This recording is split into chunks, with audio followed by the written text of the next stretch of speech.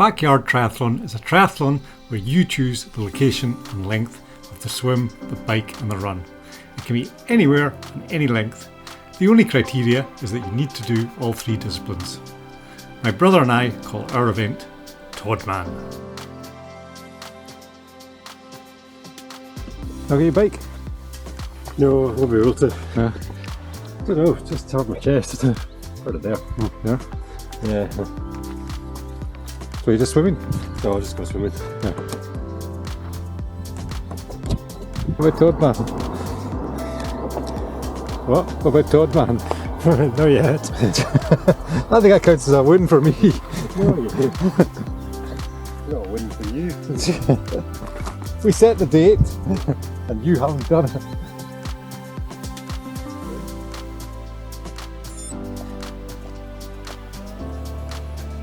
I couldn't declare myself winner without completing the event, so I decided to do it all. The swim is in Carron Valley Reservoir, home to ospreys who visit every summer.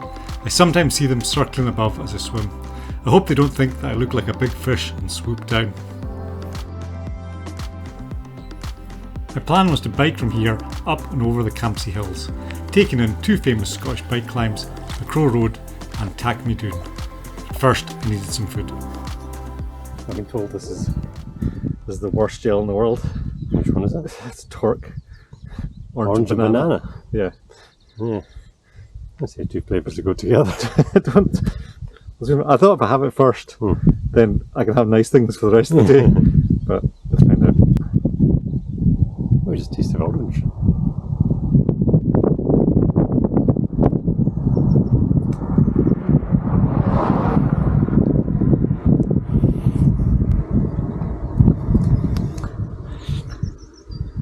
It's got quite a pleasant aftertaste. You get banana, and then you get like banana. You get really strong, like citrusy type orange, That's which is quite disgusting. like a tart blood orange type. Yeah. Yeah. Don't buy these.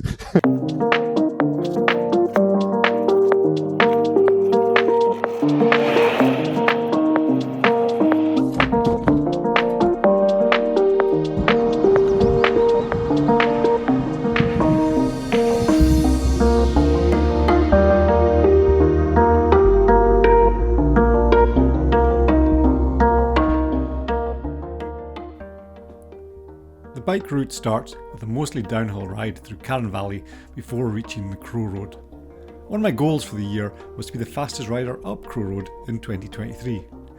Now I could spend months training hard to achieve this, or I could use my brain. The easiest way to be the fastest cyclist in the year is to be the first cyclist of the year. So on New Year's Day I got up early and I became the fastest rider of 2023 up the Crow Road. I think my time at the top of the leaderboard lasted until the next man went up it. The worst part of the Crow Road climb is right at the start. There's a couple of wee sort of switchbacks. It's reasonably steep, especially when you're unfit like me. I haven't really been out on my bike properly. Oof. On a hill since who knows when. It's also quite warm today. Let's see how it goes.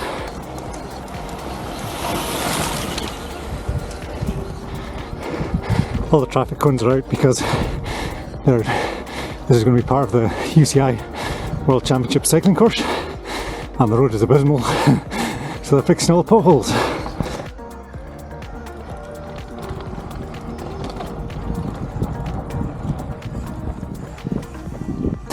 That's the first bit of the climb done, and the steepest bit all over and done with.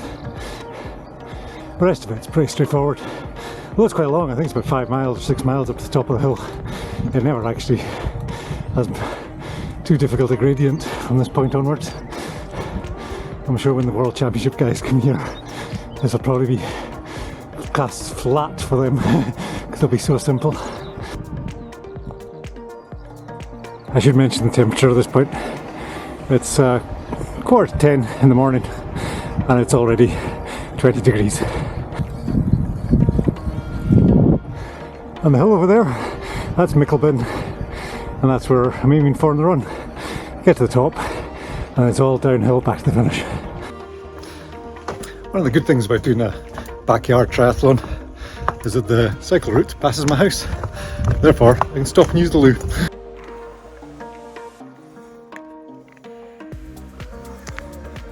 Try this one. It can only be better than banana and orange. That one was even worse. There's not much opportunity to film between the bottom of Crow Road and Doon.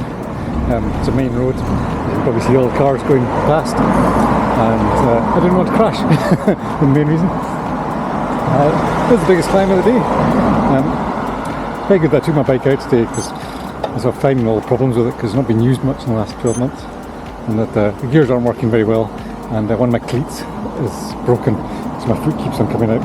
So it'll make the climb tricky. This is a much harder climb than Crow Road. There's a steep wee bit at the start, steep wee bit in the middle, and surprise, surprise, it's a steep wee bit at the end as well.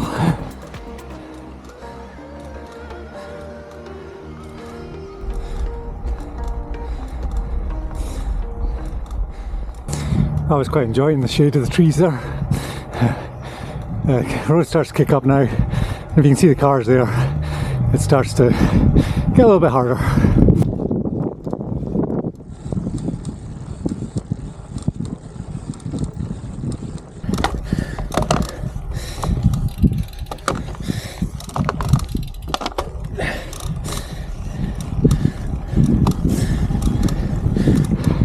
And that's what's really annoying.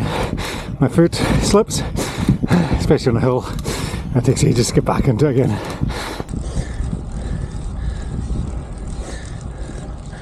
Oh, that's nice. Some fresh tarmac. The road up here used to be very bad. Oh, feels easier already.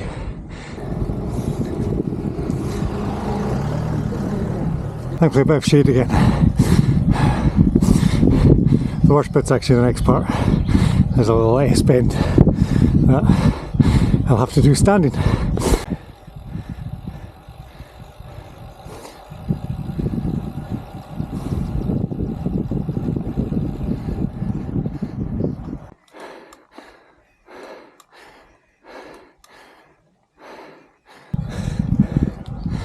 road now flattens out a bit and should get some nice views in a second once I'm out of these trees.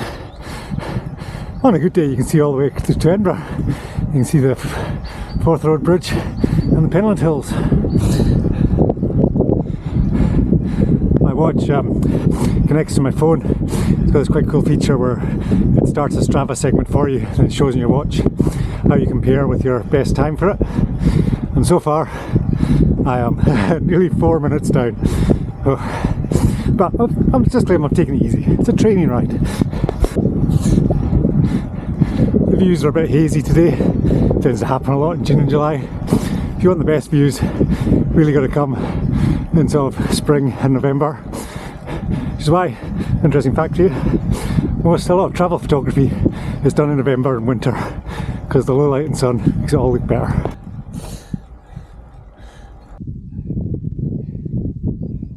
Well done.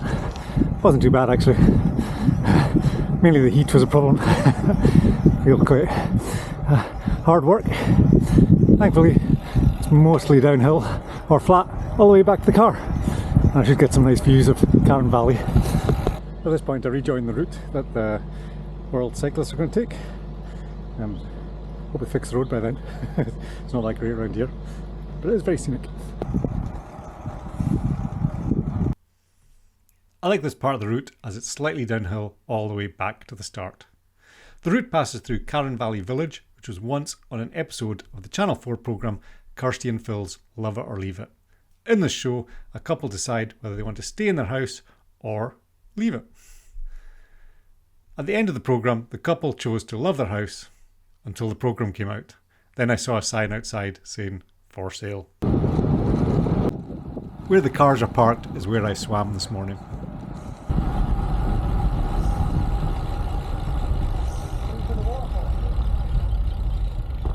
I enjoyed the bike ride. Normally I can do this loop in an hour and 45 minutes, but today it took me just over 2 hours. I think that was mainly due to the heat and filming myself.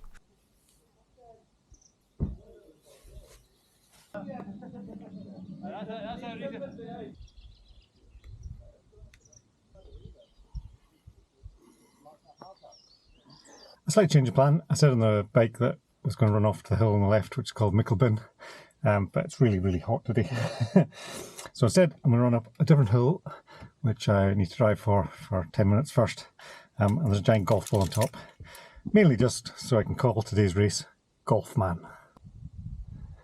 You might be able to see this in the camera, or maybe not, but right there is the Carron Valley Osprey. I was actually out walking yesterday and there was 3 ospreys. They come in about April and they stay till the end of the summer, and quite spectacular.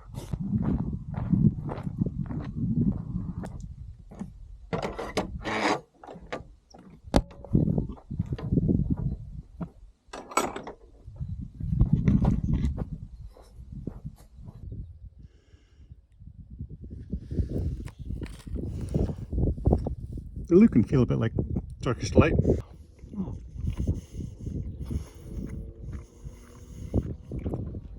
Quite soft, quite chewy.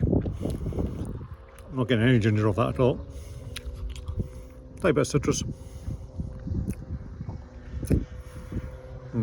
It's okay, it's a bit bland. Last time I came up via this route was to take a drone shot at sunset from the golf ball, and after I took the shot I was walking back down and my phone fell out of my pocket, and I didn't notice till I got to the bottom, and I thought, oh, I'll have to find it, so I'll find my iPhone. So I went all the way home to borrow my wife's iPhone, so therefore then I could find my iPhone to find my iPhone. It's getting complicated, isn't it? Came back up here, walked all the way back up the hill again. As I got to the top, the battery on my wife's iPhone ran out, so I had to walk all the way back to the bottom, recharge my wife's iPhone, then come all the way back up to the top, walk all the way back up again, and finally at the third attempt found my iPhone. Funny enough, I haven't been back since. You get high quite quickly doing this route. Oof. Feeling the effects today. Check out the view behind me. There's a couple of houses at the top of Crow Road. It must be a strange place to live, because you're basically at 700 metres. Oh no, sorry, probably about 600 metres. And everyone else who lives near you lives at the bottom of the hill at 100 metres. So some days you'll look out the window and you think, God, it's raining and cloudy. But down the bottom of the hill, it's actually quite nice. This stuff here is called bog cotton. My mum, when she was young, used to get paid something like 50 pence per kilogram of bog cotton she picked. And do you know how much bog cotton you have to pick to get 50 pence? It's almost impossible. The path up to the golf ball is nice and straightforward. You just follow the stone path all the way to the top and you'll see it just over to the right. First, sort of half the climb's the hardest part, and then starts to even off a bit. It's pretty straightforward in summer because all of this is dry. But if you try and do it in winter, it can be very muddy. And you start to get great views now. You can see over there, there's a Carron Valley Reservoir, where we started swimming this morning. First sighting of the golf ball. What's that take? 23 minutes to get up to the top. I used to think that the golf ball was something to do with air traffic control, but I believe it isn't now. I looked it up and it's a weather station, which is slightly boring. I think I would rather say it's where the Roald Dahl's big friendly giant tees off from in the morning. The golf ball's behind me there, I'll go there in a minute, but there is actually a trig point that marks the official top. I encourage anyone to have a go at creating your own backyard triathlon. It's a great way to get out, keep fit and see some beautiful scenery. When we wake, hear the birds and see the sun. Side by side our fears are done. Oh, the good times just begun.